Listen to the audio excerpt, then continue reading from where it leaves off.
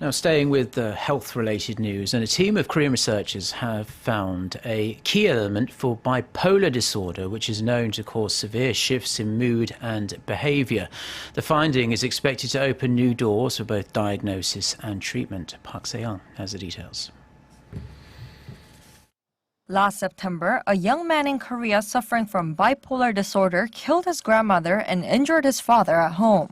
This is one of the more serious expressions of the mental illness, which is more often associated with manic episodes.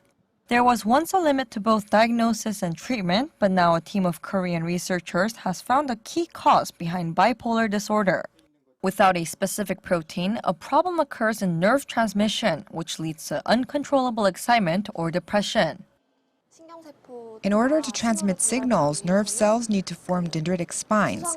The absence of the key protein results in a dramatic change in spinal formation, causing an imbalance in signal transmission. When the researchers removed the protein in mice, they showed manic behaviors resembling those exhibited by people with bipolar disorder. By making the connection between the protein and bipolar disorder, we were able to create animal models. With the models, we can test various drugs and eventually create effective mood-stabilizing drugs.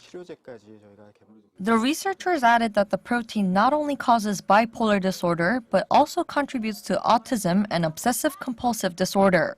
They expect their finding to open doors to new treatments for a variety of mental illnesses.